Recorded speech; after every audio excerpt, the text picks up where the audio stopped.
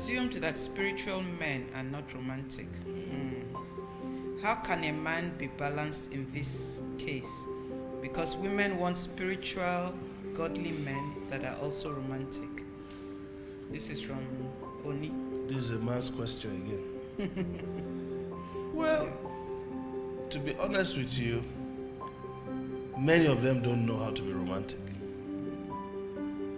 And you have to train them. You, the girl, you have to train these guys. Many of them don't know. They don't, because people that are raised, let's say in traditional Africa, they've never even seen their father hug their mother, ever. Because every touch is interpreted to mean sex. Generally, in certain cultures, you don't show affection outside. So, you just reproduce what you've seen. You just reproduce what you've seen. So, I think a good communication is necessary to say, hey, look, you can take the topic as it is and start discussing it. This question you've asked, so let's talk about this romance in marriage. What do you consider to be romance in marriage? Most guys, they pay school fees, they pay house rent. If you get a holiday, you are lucky. Because they think, well, they have you noticed how many men don't even remember wedding anniversaries? They don't remember birthdays. They don't remember nothing. Even their own birthday, you have to remind them you were born today. So if you don't train a guy like that, how is he going to be romantic? So, and I think these things with time, if you are teachable, both of you, with time, you can. And let me also say, that's not enough to disqualify a guy. It's not. Because nobody comes packaged. If you meet a guy who is packaged, everything is perfect, you need to be a bit careful. Maybe he's been married several times and he's picked up experience or something. Or he has sisters. Or he has sisters who have helped him who have groomed him. But there's no ready-made when it comes to this thing. In fact, when I see, the thing I love is when I see a couple that are willing to learn, I'm ready to work with them. So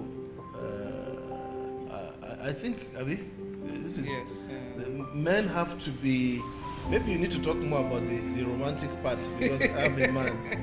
Men have to, I think they have to be taught, I think they have to learn. They have to be taught and learn.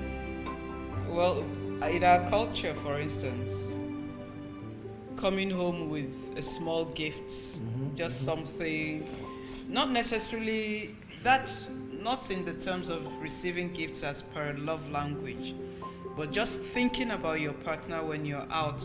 You just went out and you see something your partner likes, your wife likes. As a guy, there's really nothing wrong with buying it. And it doesn't have to be an expensive gift. You could just buy groundnuts, you could buy, here we like suya a lot. Yes. You buy suya 500 naira or maybe 300 naira, depending on how much you have. Yes. Sweethearts, that's it. It's just for you. I thought I had you on my mind, She's talking from experience.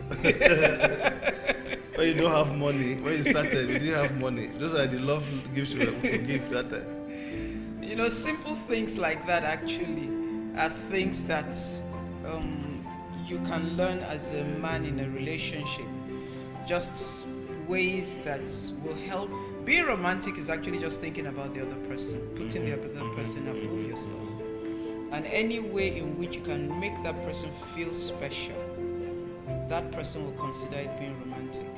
Going out on dates together, telling your friends, look, I have an appointment. Who is your appointment with? My wife. Those are simple things. So it doesn't stop a guy from being spiritual. Yes. Because there are two different aspects of life. Being spiritual has to do with your relationship with God, the time you spend in the Word, and all that. If you are very spiritual and you ask God on how to be romantic towards your wife, you'll be surprised. God will give you tips, and you'll find that it will help your relationship. So it's easy to combine the two actually. Let me add something there. This dates thing, a lot of people think, when I date, I don't have money. It has nothing to do with money. Because I remember in our early days, sometimes we just take a walk. Yes, we did that. There's nowhere to really go. You take a walk, you stop somewhere, maybe you buy corn.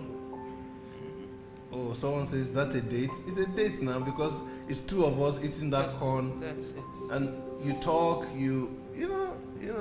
I mean, sometimes we went to restaurants and sat down and ate, but you can create your own. Just create something, and one of the love languages is quality time.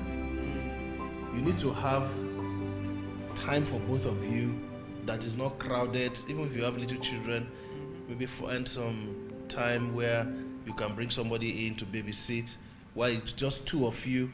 3 is a crowd. Definitely. Where 2 of you can just be on your own somewhere. It doesn't have to be expensive. And like she said, receiving of gifts is another love language. The suya thing, one of my friends calls it a peace offering. You bring that home. I mean, I don't go anywhere in the world without bringing a peace offering home. I mean, that is just standard practice for me. I don't care if it's a chocolate bar, but I must bring something. Okay, when I was out ministering, I was thinking about you. I know all the sizes. Those things come. I didn't learn them overnight, but they come with time. You learn them. So, and acts of service is another love language that you can express, that you put in the other person first. Something you just go out of your way to do. I mean, if some men can actually cook very well, more than their wives.